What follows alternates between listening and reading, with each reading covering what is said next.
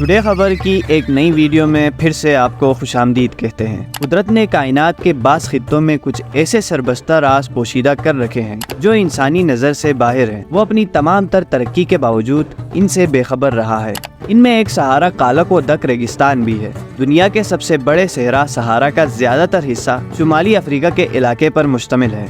सहराए सहारा का रुकबा 86 लाख मुरब्बा किलोमीटर है। इसकी वसअत का अंदाजा इससे लगाया जा सकता है कि इसका रुकबा पूरे रियासत हाय मुत्तहिदा अमेरिका के बराबर है। अक्सर लोग सहरा को रेत का एक ना खत्म होने वाला समंदर समझते हैं, जिसमें उड़ती हवाएं इस रेत को टेलों में तब्दील करती रहती हैं। दर हकीकत हवा जिस अंदाजे में रेत को टेलों में तब्दील करती हैं, इससे ये एक हसीन मंजर बन जाता है। ये टेले 755 फुट की बुलंदी तक होते हैं। इनकी अशकाल भी मुख्तलिफ होती है। ज्यादातर इलाके का मौसम गर्म और खुश्क है, जहाँ रेत के टेले आग की मानिंद तपते रहते हैं। खासकर बाहर से दाखिल होने वाली निस्बतन ठंडी हवाएं खुश्क और मरबूत माहौल के बाइस गर्म झकड़ों में तब्दील हो जाती हैं। ये यकीन करना मुश्किल है कि दिन के वक्त यहाँ दर्जे हरारत 183 फ़ारेनहाइट हो जाता है। सहरा में सबसे गर्म महीने जुलाई और अगस्त के होते हैं, जबकि जुनूबी हिस्से में मई और जून सबसे ज्यादा गर्म होते हैं। एक तरफ दिन के वक्त मौसम इतना गर्म होता है तो दूसरी तरफ रातें इंतहाई ठंडी होती हैं। रात को दर्जा हरारत गैर मामूली तौर पर गिर जाता है और शुमाल के बुलंद इलाकों में खरा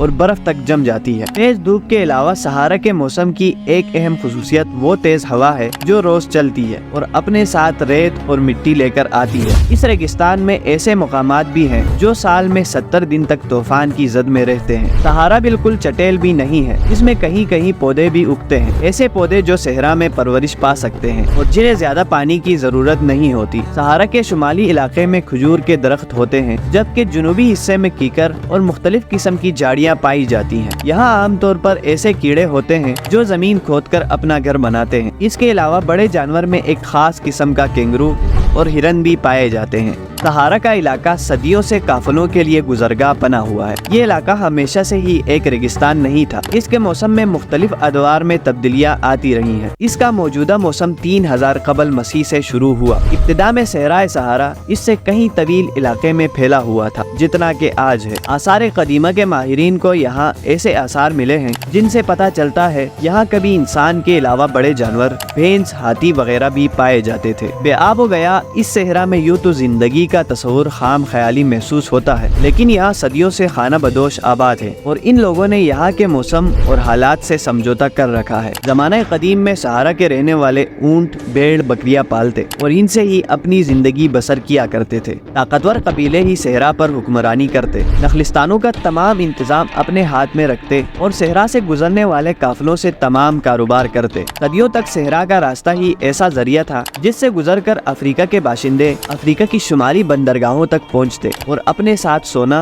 हाथी के दांत और नमक लाते और इसकी तिजारत करते थे। मजीद ऐसी दिलचस्प वीडियोस के लिए हमारे चैनल टुडे खबर को सब्सक्राइब करें, हमें लाइक और शेयर करें।